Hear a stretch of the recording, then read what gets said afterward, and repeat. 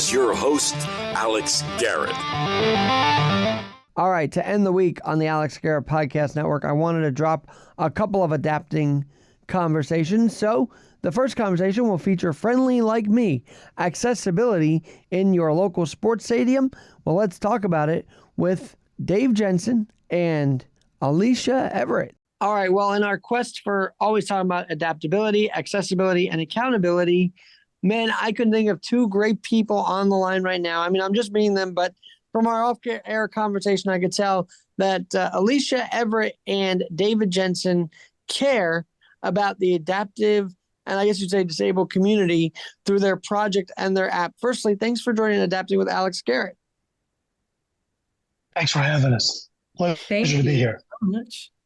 You guys clearly have one leg up on this field known as adaptability. And so where do we begin? I mean, your app is called Friendly Like Me, and it basically gives a breakdown to those who have wheelchairs and accessibility issues, a breakdown of every professional stadium out there. I mean, did you guys scale and go out and look at every professional stadium for accessibility, like in the NFL, NBA, NHL, or did you have help tell us the beginning of Friendly Like Me?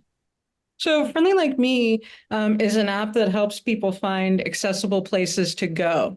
It includes all of the major stadiums, but it also includes 6 million businesses in the U.S. that we're trying to crowdsource accessibility information for. And we identify that as looking for information for anyone with an access need. So we could be talking about visible disabilities or invisible disabilities in all of the various places that we look at.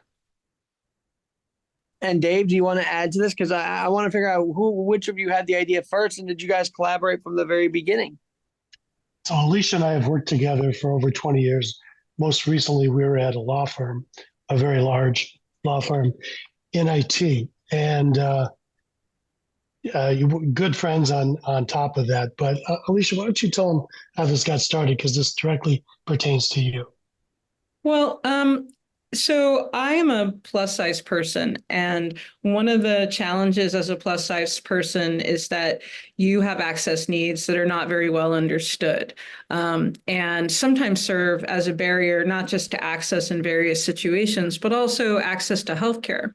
And I was in a critical care situation where I had been diagnosed having a pulmonary embolism. And as we were going to the hospital, no one could decide because no one knew whether or not the hospital we were going to had a CT scanner that could accommodate my body. And this struck me. This was not obviously the first time I had needed an MRI and had to do some research on where to go. But it struck me in this emergency situation as, you know, I'm in the waiting room and people are looking me up and down and trying to decide if I can get this critical test. You know, I really want to be the person to solve this problem. This kind of information, my doctor didn't know it. The people at the ER didn't know it. I didn't know. And there was no place where you could look something like that up.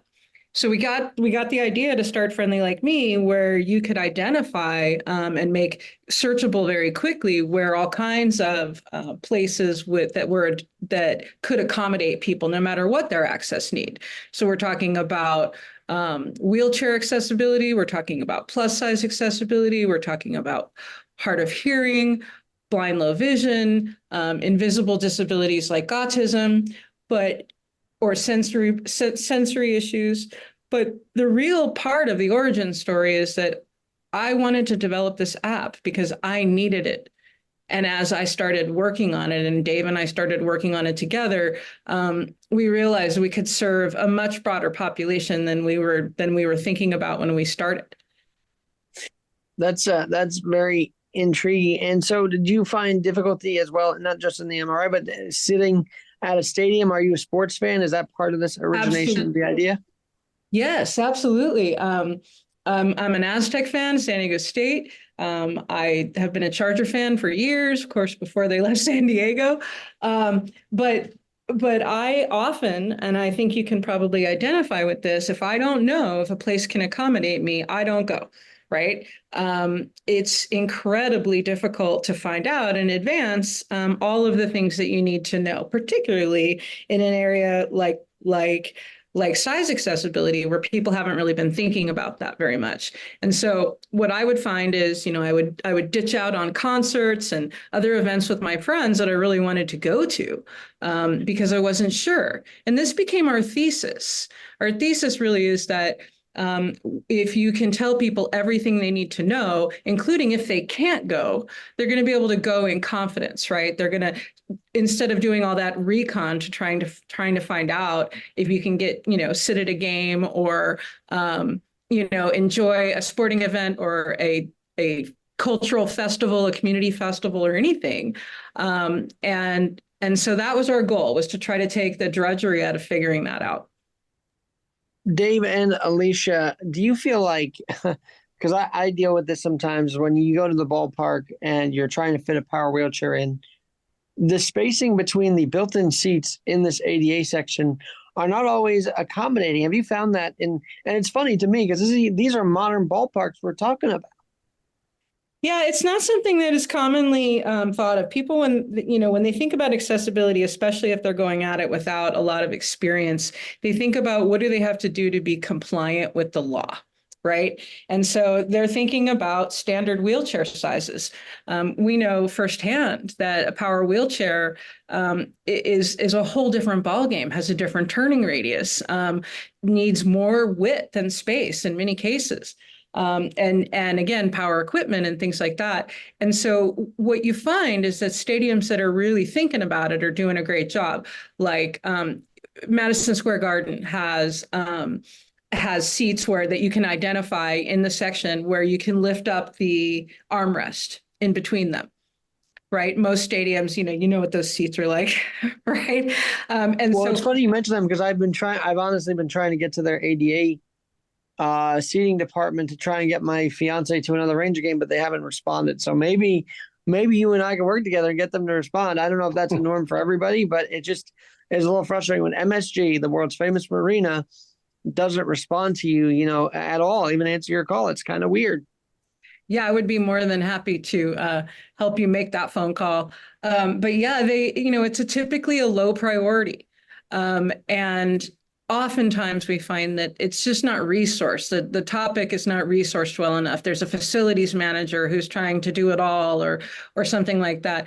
The places who are doing this the best have a dedicated accessibility director and with some staff that can actually, when someone takes the time to call in and say, hey, I need help with this, that they're going to make that happen. And what I'm hoping to do is to get stadiums to compete on this, right? In the sense that who can be the most accessible? Because the idea is if you're more accessible, more people are coming. Oh, 100%. Dave, I'm kind of curious between the two of you who've done the traveling. Have you both traveled to these different stadiums together, or who did the traveling here? Well, we did a decent amount of research online. Being a sports person, I've been to a number of stadiums, and when I think about the experience I've had in trying to get around, get to a seat, try to get upstairs to a seat or downstairs, you really, it brings home the point that people who aren't able-bodied are just cut out from this. And so I started noticing which stadiums made exceptions, which people carved out areas where wheelchairs could be, who made accommodations for people with either hearing or vision issues. And what's really been interesting lately is to see growing awareness of sensory issues and invisible disabilities like autism, as Alicia said. And there's a lot of stadiums now that work with a company called Culture City or someone like it, who provides a number of things, either headphones so it isn't quite so loud, sunglasses to limit the visual stimulus, fidget toys, weighted lap bands. There's a bunch of things that stadiums now provide to accommodate people with those invisible disabilities, much more than they used to. But it's been interesting to see how a growing awareness for accessibility has gotten to finally sports stadiums. I got to say, and I think, Alicia, you're very passionate about this, so I would say, and Dave, you are too, but Alicia, I feel like as a sports fan yourself and someone who needs these accommodations, we need to make the message that, hey, people with disabilities are sports fans too. Do you feel like there's still that kind of, well, you mean a person with disability wants to go to a game? Is there kind of that question still going on that you're finding, or not really? I think it's actually not, it's not that. I think it's just that it's not considered. I think that when you are able-bodied, it is so. I watched somebody leap up from the ground onto a loading dock today. And he just jumped effortlessly. And I was watching him and thinking, God, do you have any idea how lucky you are that you can do that, right? And when you're able to do those things, you don't think about it. If you're at the Superdome and you're climbing the steps, those things are steep, and you're fit or you're not, and you can make it or not. The people who are designing the stadiums, I think that the economic argument has not been made well enough that, 1 in 6 people have a disability. That number starts to get closer to 1 in 4 when you start thinking about when you add in a certain range of plus size individuals. And that means that you're leaving that much money on the table in terms of people that you can bring into your stadium. I think it's more oversight than thinking that people don't want to go to games. And I think historically, a lot of people with disabilities would self-select out. They just would not go, especially sensory disabilities. But as a few businesses start to be more accommodating, then it becomes kind of you get shamed if you're not doing it. So that's why it's gotten better and better. And you see more people. And people with disabilities are just as passionate about sports as anybody else, I can tell you. It's been really refreshing to see. You should have been there at my high school, people with disabilities, but we play adaptive sports, wheelchair basketball. We still do. Today, there's a lot of people that I know play wheelchair basketball at the college level as well. So these kids, these grown adults who love sports and kids are very passionate about it. Now, I got to say, do either of you walk or need any let me rephrase that. Do either of you need mobility devices as well to get around? I have to ask that. No, although there are people on our team who do. But it's interesting when you think about it that, people using mobility devices, it can be temporary or permanent, right? So in your case, we're talking about needing to do that your whole life. I've certainly broken ankles or been non-weight bearing, after a surgery or something, and needed to do things like that too. And what did I do? I mostly stayed home. It's, as hard to open a door or carry a glass of water down, right? It's one of those things where it's easier to stay home.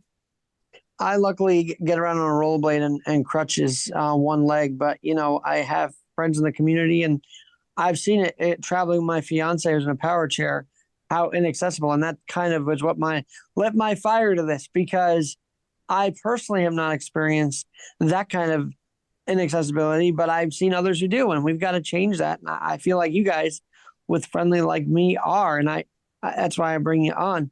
I want to ask you this from an earlier question, though. Are you surprised that we're still seeing some issues with modern day ballparks? I mean, these places are built like 15 years ago even, and maybe there's some issues there still. Isn't that amazing that these modern days aren't as up to standard, if you will, with ADA and whatnot, in the sense of needing more accessibility than they already provide? This is a concept that I think about a lot, in terms of like meeting the minimum requirements versus, we like to say being friendly. And a part of that is thinking about accessibility from multiple points of view. And again, it depends on how good of a project manager you had in that renovation or how much focus you put on it. But an example of a stadium that's done this really well, Petco Park in San Diego. I mean, they clearly had accessible design as a part of their master plan when they were going. There are wheelchair lifts. There are special accessible seating areas.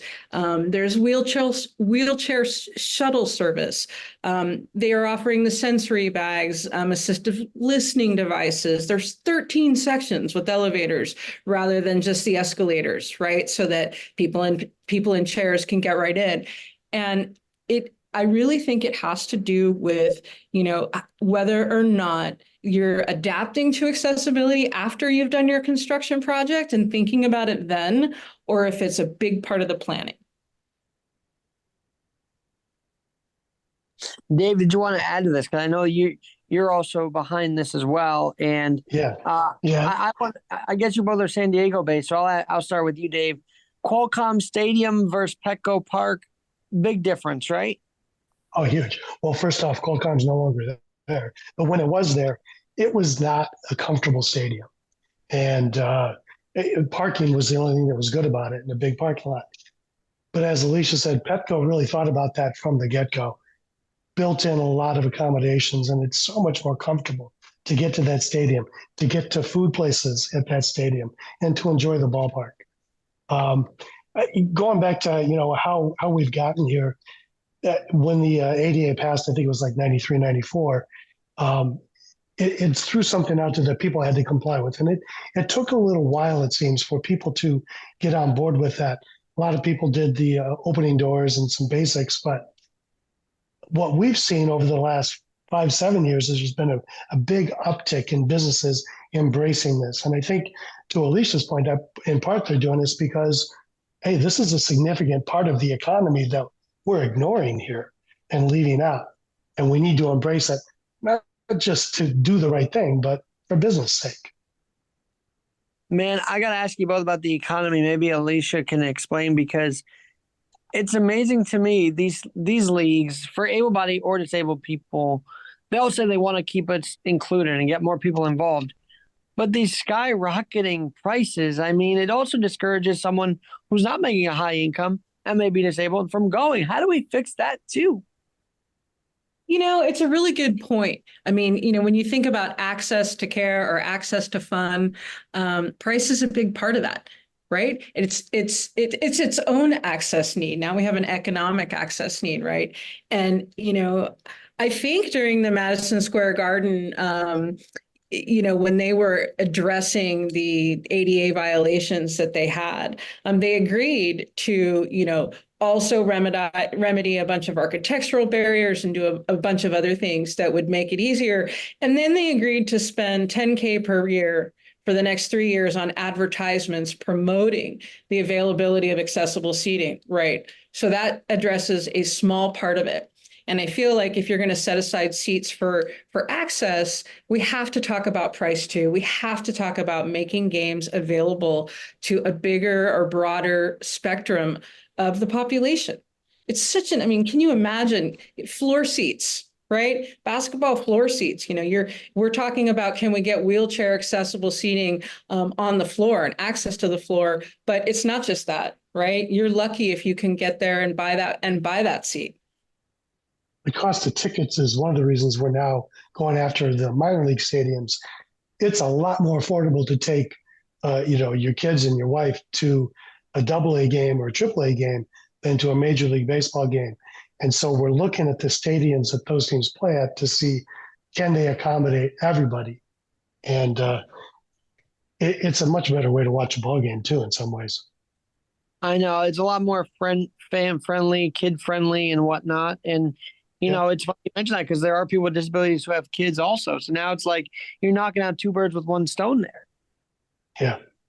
Well, and that's the thing about the way that we've structured Friendly Like Me is every one of us has a different combination of access needs. And like you just said, so now you're disabled and now you have kids, and kid friendly is a whole different thing than, wheelchair friendly or disability friendly. And when you start to add those things together, you are a combination of needs. And so what we did when we built the app is we set it up so that you go in and you set your profile and you choose just those access needs that matter to you. And the reason for that is because, you have a kid, now you need to know if there's stroller storage. Now you need to know if there's special hours and a special menu and, all the rest of that. And so what we tried to do was create a way in your profile to assemble, your access needs, the access needs of your family. Oh, we're bringing grandma today. That changes it. And so that you move through the search world in the app based on and evaluating businesses by how like you they are, how well they can accommodate you specifically. And, we're just beginning to define all of the things that can, that can live in that place, dietary restrictions and other things like that. But that's what we're trying to do with Friendly, is make it so that anybody, any parent who needs a place to store a stroller knows in advance if the restaurant has that. And that's about getting down to specifics. When you look on Google and you look at things like it's kid friendly, it's pet friendly, okay, but how? Right? What does that mean? What does that mean? Because so many people voted it. So what we're trying to establish that's different is the specifics. Okay. All right. You guys have made a bunch of modifications at your stadium. Where is the best place for me to park if I'm coming in a wheelchair? Which elevator should I take? Is there wayfinding for me to find my way to the accessible seating? What about the accessible bathrooms? Like, we're trying to get down to clear specifics so that we can help people as much as possible know before they get there to improve their experience. Well, it sounds to me that this is beyond just the game, right? This is life you're talking about. So whether it's just getting to your regular restaurant or getting to a movie theater, how expansive is Friendly Like Me? It's beyond the ballparks now, right? Oh yeah, it's healthcare, it's restaurants, it's gyms, it's really businesses with a physical location, right, that are public facing and service oriented. So we want to know all the accessible restaurants in a various place. We want you to be able to find the most accessible restaurants near you. We've done all of the national parks. Yes. Go ahead. No, you please. Yeah, we figured that would be a good thing to do because that's something that the whole population wants to go to. And until you start to think about the specific accommodations that people need, you don't even think about, is a park going to be accessible? Because you think it's just a big outdoor space. But there's a lot that goes into that. Are there vans? Are there places where you can charge a wheelchair, for instance? So we've loaded 6 million businesses into the database, and we're trying to go about as expeditiously as we can, doing as many reviews of public spaces, starting with the places like stadiums where concerts or ball games are, because those can accommodate a lot of people. We think we can do more good for the same amount of effort.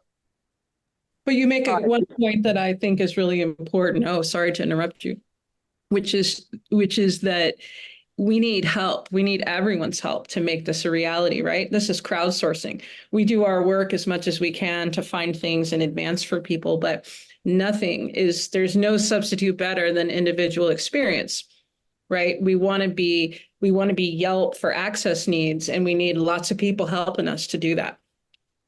All right. It's funny you mention that because I had someone on about election integrity. I know it's a little different, but it's all kind of the same thing. Is there accessibility at the voting booth?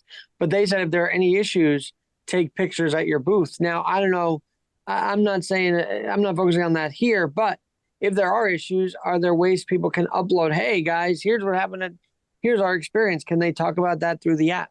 Absolutely. Wherever. That's what you do. You review places, and our app is only as good as the number of people who have done reviews, right? So you're in a space and you want to review it, and you can add pictures, right? You can post links if you found their accessibility page and it was hard to find, or, your experience is what makes it special, because then the people coming behind you, right, can decide for themselves. Dave, what would you add to that? Because obviously you both have different life experiences. I want to ask you both, Dave and Alicia, have you had outside influence, meaning like people in your own lives that have disabilities and say, hey, this is great, and how can we help you continue this? Have you gotten those kind of responses? Yeah, in my family, there's people who have sensory issues. There's people who have mobility issues, and it kind of reinforced the need for it when we were just starting out, that we need to accommodate a range of people's needs.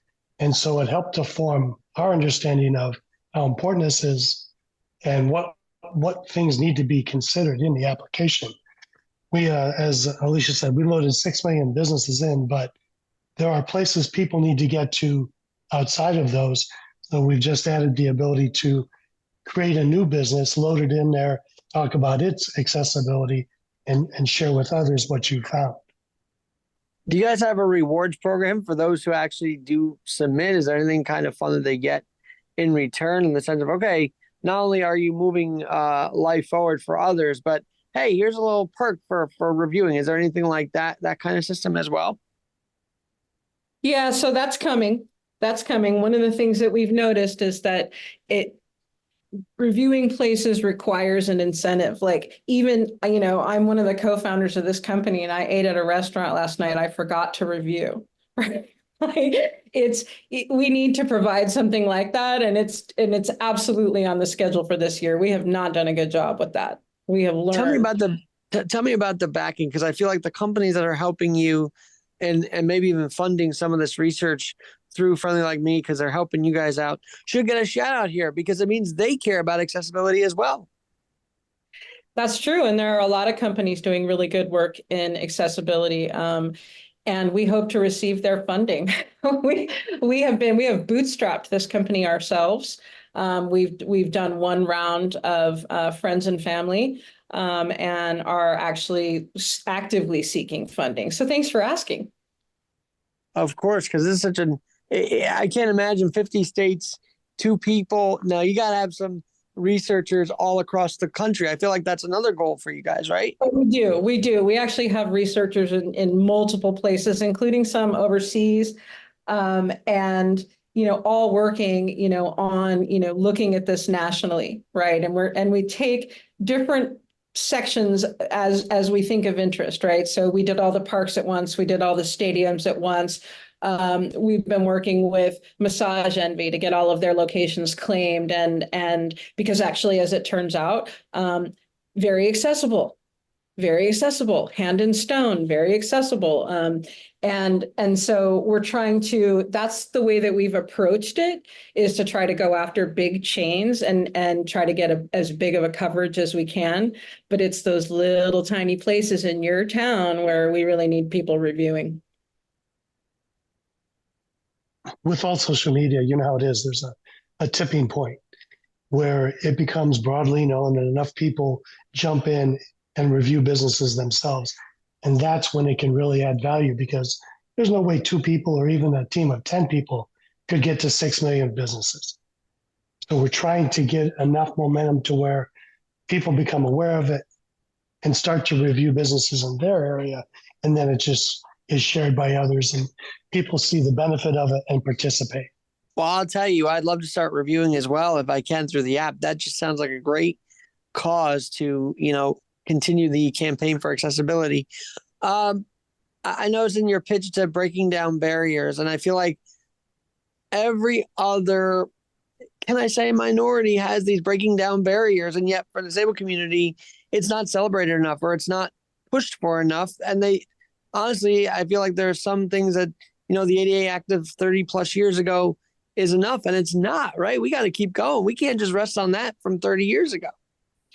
We can't. And there are a lot of people, of course, working to improve that. But, the government moves slow and enforcement doesn't exist. And that's kind of why we think that by helping to bypass that would be getting companies to want to be more accessible, right? To see that if they spend $1, they're going to earn 5, and to start promoting that. I think Dave was saying on a game we watched last night, right before the game, they did a 60 seconds on Culture City, which has got the sensory bags and is doing such incredible work. I think that when we can convince more businesses that they will make more money, it'll be better than trying to work enforcement.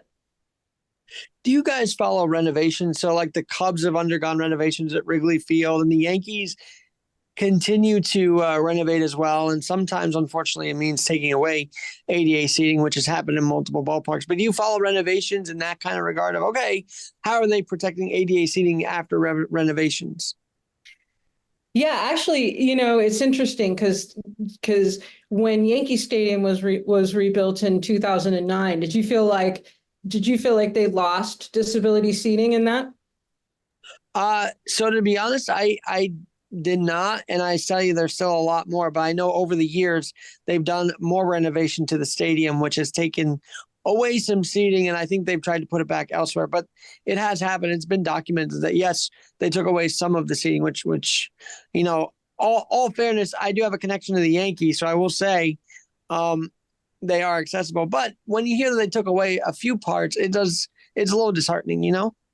Yeah, well, I think part of that is also showing the numbers, right? And if people don't even know you have accessible seating available, they may not use it. You may not know, right, how important it is to your bottom line. And I think that's a case that we can make together, right?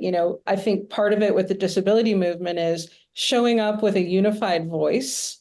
Um, Elements of disability and accessibility movements are often pretty fragmented, and I think this is something that we can kind of all agree on, is that we want to know before we go if we can fit or get in or enjoy it, and we also want people to consider it when they're designing.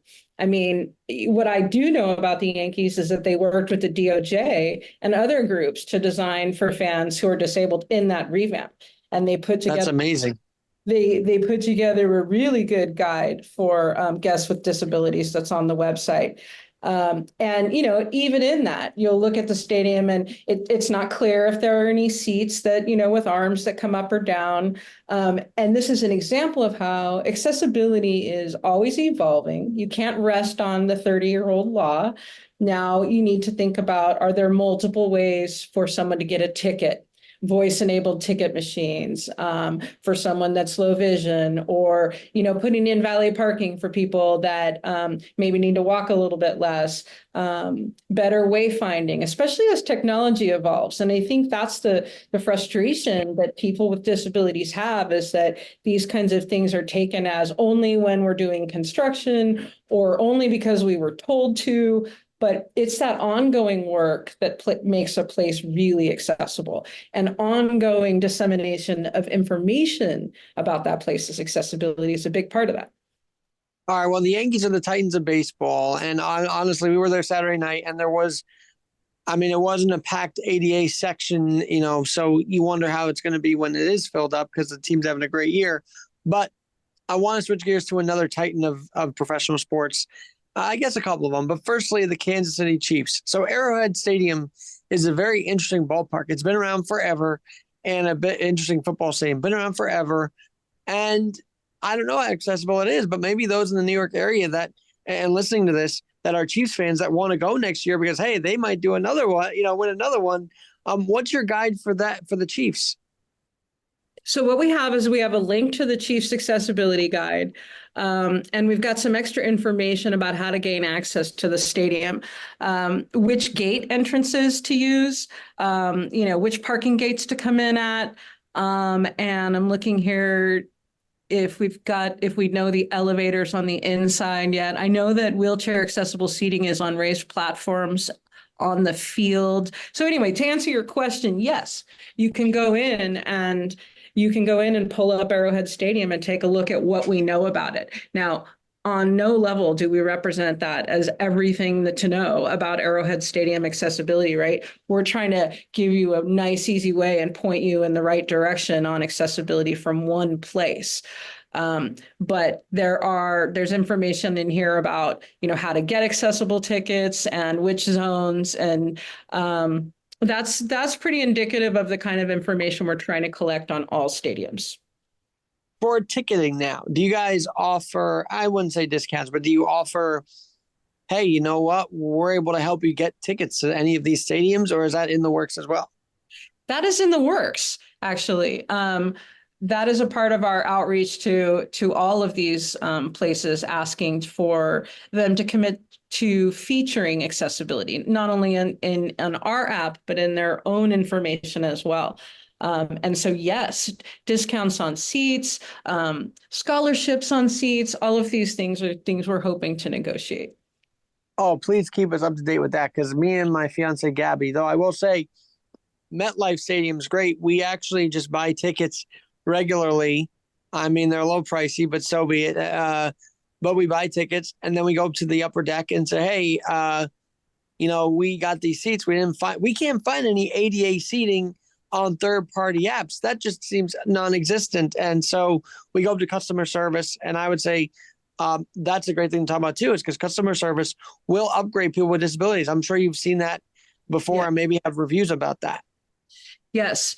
Some people will. In fact, there are stadiums and theaters. We've reviewed a number of theaters where the ADA seating is actually the best seating in the house. Kennedy Center is a great example of that. I was astonished when I saw my first play at the Kennedy Center, not only how accessible it was, but what a benefit it was to need those seats in that case, because they were positioned in the best seats in the house, right? And when you think about getting seats on the ground floor or on the field at Arrowhead Stadium, it's like, yeah, it'd be really great if you could get a seat anywhere in the joint, but it's also pretty cool that you can get one right down here on the field. And so that's the kind of thing that we're trying to convince stadiums to do, especially the older stadiums where, they might not have a project approved for construction, but there are things they can do anyway, low cost things they can do to make a really big difference like that. I love it. And it sounds like you guys are willing. Now, if there's a professional team that I know that might be listening to this, because, word travels on these podcasts, how can they reach out to you and say, yes, we want to be part of your mission today? Oh, such a good question. They can contact us on our website. They can also claim their business on Friendly Like Me, and that'll get our attention really fast. But what we would really like is for anyone interested in working with us to reach out. You can do it right on the website, and we're looking for all the help we can get. I love that. Now, you mentioned theaters. Of course, Broadway is doing their best to, I think, Dave, they're also dealing with sensory issues on Broadway, but they're doing their best with the audio and the visual. Are you getting reviews from Broadway shows as well? Yes, we have reviewed many of the theaters on Broadway, and some, past that, and in other states as well. This is, again, we seek even greater information, so we can tell you some things, but we want to know even more. And in Broadway theaters in particular, accessibility is not a guarantee, right? Especially, in old buildings. But that's an example of, something New York does actually really well. They have, there's a specific app, gosh, I wish I could remember the name of it right now, focused entirely on accessibility in Broadway theaters. So, we link to a number of their pages in our app as well. Now, it's interesting to me, and I think, Dave, and you can comment on this based on your family or your own accommodations, but it's amazing when you think about lifting up the rest, I forget what you call it, but, the handrest or whatever, lifting that up makes such a difference. Is that something that we just take for granted? I feel like it is. It is. It is, until you've actually been somewhere, been to a small seating situation with someone who is plus size. It's difficult to explain how that is, what that feels like on your body, right? And also how humiliating that is, right? And so places where, it's just a simple thing. It's an armrest that goes up, and it makes, all the difference in the world. And there are a number of reviews of Broadway theaters where we've been able to identify where they've set aside 3 or 4 seats like that. So you got to know the seat. And again, that's the thing about specifics. But I see that as a really positive change, that even is being considered. If a place can't redo their entire theater, I'm really happy to hear they put in 3 seats or 4 seats where the armrests will go up. That means they're listening. Oh, absolutely. And Dave, the sensory thing, you mentioned the sensory. I got to say, people were laughing or joking around like, why is NHL offering sensory packages at the Stadium Series? Meanwhile, I applauded it. That meant they were showing, hey, we want people with disabilities and sensory issues at the Stadium Series. Wouldn't you say? Absolutely. It's kind of it's a phenomenon that they don't understand. Everybody knows that there's been a great increase in the prevalence of autism in children over the last 20 years. It would suck if you couldn't take your kid to a hockey game just because of the issues that they would have with all the sensory overloads. So I think it's been a really welcome change for basketball arenas, hockey arenas to do this. And it makes a big difference to the family, and people don't feel left out. All right. Well, your pitch included, I got pitched to have you guys on. And I'm so glad I did. Included an NBA story. So tell us an NBA story. I mean, is this an app that might have got someone courtside? I mean, did you work with an arena to get something like that happen? Tell about the NBA aspect, because I'm thinking in California, who's the biggest thing but the Staples Center? Can you give us a story about the Staples Center that happened through Friendly app? I cannot. I'm a Warriors fan, and I live in San Diego, so I don't get up to the Staples Center very often. And I have not been to the new Warriors arena, the Chase Center in San Francisco either. I was at the Oakland arena a number of times, and I can tell you it was not very accessible. It's a great place to see a game, but there weren't accommodations for people who had accessibility issues, either the hidden or the visible ones. Alicia, do you have any experience with an NBA accessibility issue? No, just that that was part of the thing that we did was go out and review arenas as well, not just stadiums. And the reason for that was, of course, basketball, but also because those places serve as concert halls and other places and other things as well. So, but I'm definitely interested in hearing special stories. And that's one of the things we do on social media is we try to promote those stories. We have a lot of people come to us and tell us not just the bad stories about how they weren't accommodated, but amazing things that business owners have done to make them feel welcome. And those are the stories we love to sing as loud as we can. Well, I'll tell you, the Yankees welcome my fiance and I with open arms every time because of my deep connection with the Yankees. So I love that. And there are good stories coming out of there. There's good stories. Like, for instance, there was an usher at Citi Field who kind of said, hey, you know what? No one's here. Sit in this section. And that was so, that happens when you have good people working on the ground. That's what happens in these stadiums. Can we attest to that? Yes. One of the things when people ask me what they can do to be more accessible when they don't have a lot of money to spend, one of the first things I go to is just awareness. Look around, look at your customers, look what they're looking for. Imagine what it would be like to walk from here to there. Remove obstacles. I mean, just some of the smallest things. But the most important thing is putting out to your customers that if they need an accommodation, you will find a way to make it, because there's almost always a way. I want to ask you both this, and I'm going to have you back because it's such an expensive conversation. I could go for hours, but I definitely want to have you back on as we hit the summer.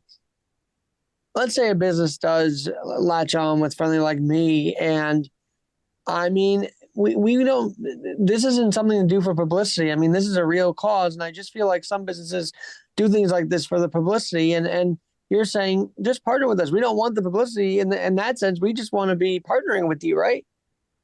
Yeah. I mean, I think that one of the things about them doing it for publicity is that inspiration porn, I guess you would say, is what I'm thinking about. You know what I mean? I do. And of course, that's a serious issue in the disability community, that people feel like able-bodied people, feature them in their wheelchairs on a sandy beach and, with their arms extended to the world, that inspiration porn stuff. But, the reality is that actually focusing on, like what people need and being aware of it is a completely different thing. And this is such great research for even the postseason as we hit it. I mean, we're here now basically in the postseason for NBA and NHL. And I think fans who want to catch the action can utilize this app very much so in the next few months, right? 100%. Absolutely. Hope they do. All right. Well, we're going to feature Friendly Like Me. I'm going to definitely download it. And I will tell you something interesting is there was someone I met at the game on Saturday night, and he's an engineering professor, engineering high school teacher, I should say. He was going to do a thing where he put kids in wheelchairs just to see how they would do and just to teach them, hey, you know what? Not everything's accessible for some people. So that's how he was going to teach the class. And then I said, by the way, I'm doing an interview Monday with someone with a group of people about accessibility in baseball stadiums and sports stadiums called Friendly Like Me. So I'm already spreading the word about you guys. And I didn't even ever interview you yet. Oh, that's wonderful. That's great. Thank you so much. So Really when he appreciate that. contacts me and emails me, I'll definitely send him along your information because he seems very intrigued about the accessibility world and trying to make life more accessible for people. Alex, that's the most important thing is, we cannot do this alone. We need as many partners as possible.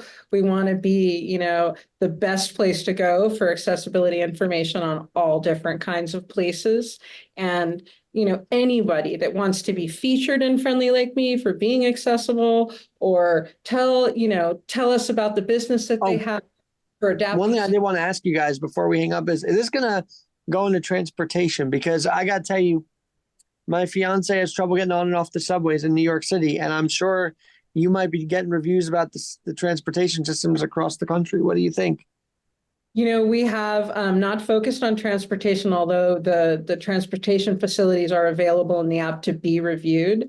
But we have actually been talking with city governments about sharing more specifics, right? Because we can tell you the basics about, accessibility and public transportation. But again, this is about, oh, by the way, to get to the accessible platform, you should use this elevator. You should drop off here, right? We want more of those specifics. Hey, the seats on the New York public subway are this wide and this deep.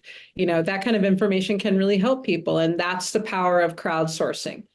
So what I wanted to say about businesses doing accessibility only for publicity is, and this may be controversial, who cares if it gets us what we need, right? I actually feel like the desire to promote their accessibility is a step in the right direction. And I want not only to encourage businesses to do that, I want them to compete for our business based on that. That's been David Jensen and Alicia Everett Burns. Thanks so much for joining me today on the Alex Guerra Podcast Network. Thanks for having us, Alex. And I will say, it looks like you guys are always adapting, and I love that. Thank you so much. Appreciate that.